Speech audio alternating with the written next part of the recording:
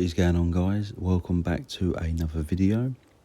This is a video for what race should you pick in 2024. So I'm just going to go through the races.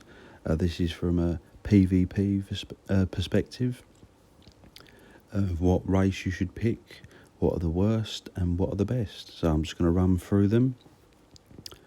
So the choices are Breton, Redguard, Orc, Argonian, Nord, Dark Elf, High Elf, Wood Elf, Khajiit and Imperial.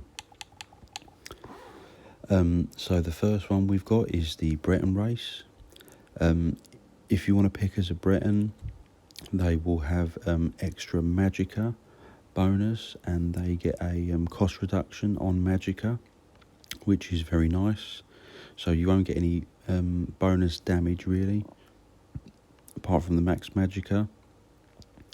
But this is great for say necromancers or arcanists, as a lot of their skills are very high, costly. Or if you're running a healer build, you can spam more Magicka skills, as you'll have that cost reduction. So a Breton is a nice solid choice, especially if you're struggling with sustain and with Magicka. You'll get a lot of cost reduction. So Breton is definitely a solid race to pick.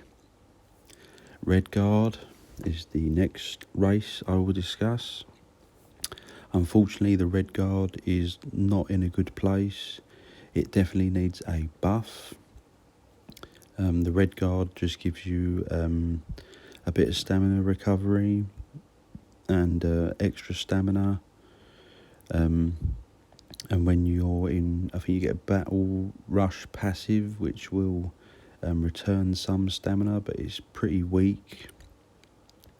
It needs to be buffed really. I wish it had a stamina cost reduction, just like the Breton. So the Breton would be the Magicka, and Redguard should have like some stamina cost reduction. It's not a very strong race to pick unless you're using a lot of weapon abilities. But I would avoid Redguard if you can, as it can be difficult to build into this. You can still run Redguard if you want, but it's not optimal. So I would maybe avoid Redguard if you can, unless you want to build specifically into it. But there are better choices, unfortunately. The next race is Orc. Orc is one of the best races, as you're going to get extra health. You get a weapon and spell damage bonus and a movement rate bonus. So Orc is one of the best, as you're getting all round. You're getting the movement rate and you're getting the damage bonus. So an Orc is an amazing choice. The Dark Elf is an all-round damage race. You get bonus to stamina and Magicka, so it doesn't matter which way you go. And you get the weapon and spell damage bonus. They also get a reduction to flame damage, which is perfect, as pretty much everyone in PvP now is running vampire. So you'll take extra flame damage, so you will get some reduction to the flame damage when people are hitting you, like Dragon Knights and such.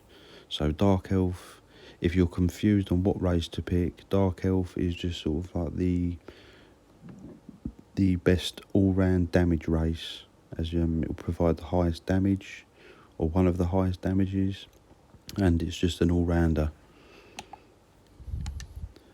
The next one is a Nord. The Nord is brilliant for PvP, as you get built-in resistances, and you'll get that ultimate gen, which is amazing. So every time you hit, you generate ultimate. Very, very powerful in PvP. Nice to have extra ultimate. So say you've got the minor heroism, if you've got major heroism, and you've got the ultimate Nord generation, you're going to be generating ultimate very, very quickly. And as I said, the resistances come in handy also. So a Nord is an excellent choice. Perfect for a Warden. Argonians you don't see much of. Again, it is a slightly weaker race, unfortunately. They do have passives to healing, so they make great healers and tanky healers. People do run them and they do work, but it is a bit more difficult. The one thing they do have, which is very nice, is every time you drink a potion, they restore extra stats. So they can be very tanky in the right hands, but it is a bit tricky. But yeah, I think the Argonians could do with a bit of love as well. The Red Guard and Argonian are the ones that I think need a slight buff. But the potion passive is very nice. The next one is High Elf, which is similar to the Dark Elf.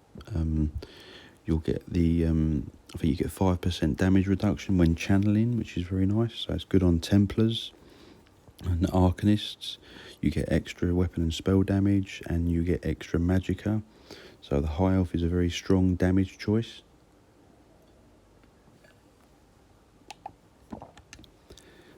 We've got the Wood Elf. Again, I don't really play Wood Elves. I should really, because they do get the stamina recovery. So it's nice if you're having sustain issues, as you get stamina recovery, and you'll also get extra penetration.